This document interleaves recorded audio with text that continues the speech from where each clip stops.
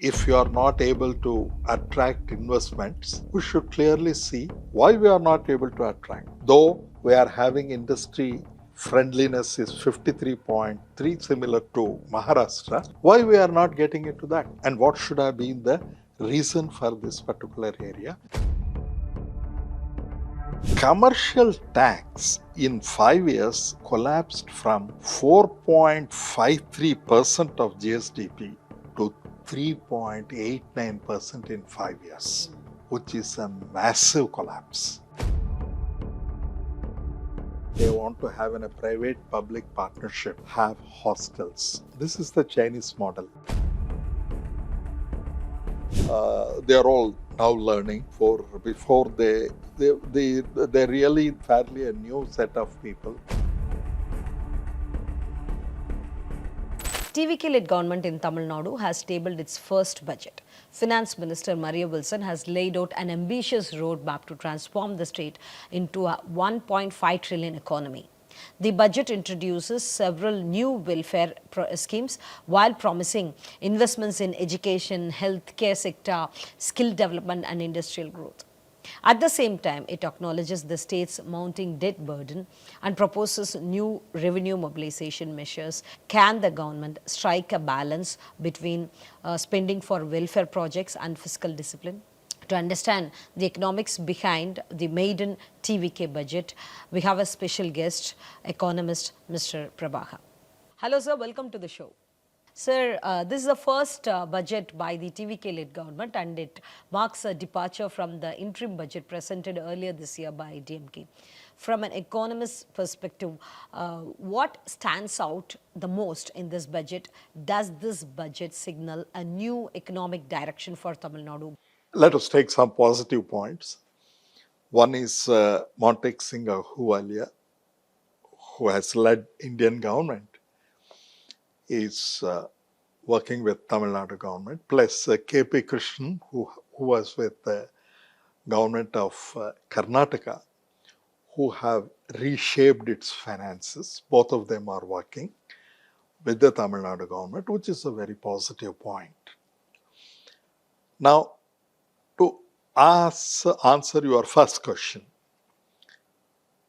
the debt servicing takes away 24% of total revenue of the government.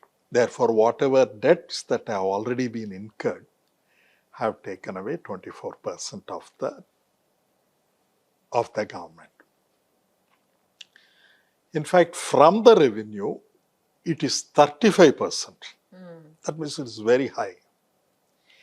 And it has already crossed 28.5, and it is likely to cross 3.77% of GSDP, which is a very dangerous sign for the debt of the state government. Therefore, it should not cross the 3% Lakshman Rekha, but now it is likely to touch 3.77, which is a very dangerous sign. Now, apart from this, there is a massive salary budget to be paid. The revenue comes from three sources. For example, the first one is the commercial taxes. Number two, revenue from the alcohol and from other beverage sale. Alcohol is a major source of income for state governments. And the third one is the various mineral resources that are being taken from the state. These are the three major state revenue income. And state-owned revenue, if you take, it is 75% of the budget. Now, state's own revenue comes from these three areas. And we get from central devolution. From central government, we get two kinds. One is you get devolution, you also get grant in aid. Now, let us make it very simple. Now, central devolution in the ninth Finance Commission, we used to get 6.9%. Now, it is 4.04%. That means over a period of time, Tamil Nadu government lost 3,303 crores from central devolution alone. If the central devolution, if you have got it, then the debt would have been only maximum 6.5 lakhs. Therefore, the central devolution is not coming. And number two, grant in aids also, which have been given, are being denied. 50,000 crores grant in aids we are not getting. Therefore, one of the most important area to work with central state relationship is to get the devolution properly from the central government. Very recently, Karnataka and Kerala received higher devolution compared to Tamil Nadu. Tamil Nadu has received only 0.44% of devolution, while Kerala and Karnataka have received very high devolution. Therefore, what should be the reason for this? The finance minister should have explained in this, for this particular thing, why it is happening, and probably this is one major area of income generation. Okay. Sir, what is the current investment scenario in Tamil Nadu, and where does this the state stand in all India, in all India ranking? In all India ranking, now in investment, it has drastically come down to 17th position. Okay. And it has lost preeminence in the past 3 months. Okay. What were the major factors that influenced this fall? This fall, basically, it has come down to 11,237 crores only. Okay. While Karnataka is able to attract 83,326 crores. West Bengal has got 34,000 crores. And Kerala has got 2,363 crores, which is 1,100% compared to last quarter of the same. That means what driven investors away from the state? it is not that the investors are driven away from the state. Probably others are doing better. See, the same thing you are looking at from different angles. Yeah. Therefore, if you are not able to attract investments, we should clearly see why we are not able to attract. Though we are having industry friendliness is 53.3, similar to Maharashtra, why we are not getting into that? And what should have been the reason for this particular area? We have to see. Okay, fine, sir. Sir, I would like to touch upon this revenue mobilization aspect. Finance Minister mentioned that there will be more transparency, and the government will propose additional revenue through special levy on liquor manufacturers, and also improve the tax complaints through AI, usage of AI technology. So do you think these measures are sufficient to finance the government's ambitious promise? One thing is, it is a very good move. There is lot of leakages in taxation. I will give you a figure which will be little shocking. That is, the state-owned tax revenue as a percentage of GSDP has come down from 5.93 to 5.54 for the past 5 years. Therefore, what happens is, we are not, though the growth is very high, 11%, we are not able to correct the appropriate tax. While Karnataka collects 6.3%, which is very huge. Though in percentage it is small, it is very huge. Commercial tax in 5 years collapsed from 4.53% of GSDP to 3.89% in 5 years, which is a massive collapse. And the reason for that is administrative inefficiencies, leakages, and compliance gap. For this, you definitely need to use technology. Sir, do you think we need broader tax reforms, or do we need some reforms to be made to reduce the higher borrowings? A transparent proposal policy will definitely help, but it will be a very challenging one. And definitely, government with a leader like Joseph Vijay sir, I think it should be possible. Okay. Therefore, if this kind of streamlining take place and improving the government's efficiency with the present staff, probably the 1.5 trillion in 2035 will be feasible. Sir, which are the other states that have streamlined this the levy and the tax for alcohol? Karnataka is a state that has done, and it has got 6.3%. Okay. That's very successful then. Very successful there. And one more thing is, what they have done is monetization of government assets. For example, if you take various places in Madras, there are certain places where there will be big buildings, and besides that, there is some government land which is lying vacant or which is not used for proper purpose. If you are monetizing government assets, you will be able to get very.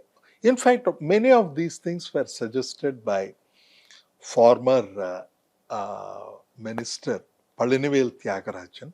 He was telling about Madurai, where certain places were absolutely vacant, large amount of land parcels, where there is government offices are being kept with a small number of people. If you can really monetize that particular thing, definitely that is a good path for TVK to take Tamil Nadu. Okay. Sir, Finance Minister has mentioned he has set an ambitious goal of reaching 1.5 trillion economy in 2031, and that is being supported by AI investments, aerospace, manufacturing, infrastructure, and welfare-led growth. So, how realistic is this target? See, what happened is, my own assessment is it is 2034 it is possible if you can have the same growth rate of 11%. See, now the government's challenge is to maintain the 11% growth rate, which is already India's highest growth rate. But this particular challenge, we are having global issues also, like petroleum and other issues coming from prices going up for that. Therefore, those are all the major areas which are challenges. And if the issues in the Gulf country comes to a solving very fast, then definitely if there are enough investment take place in AI, and other areas.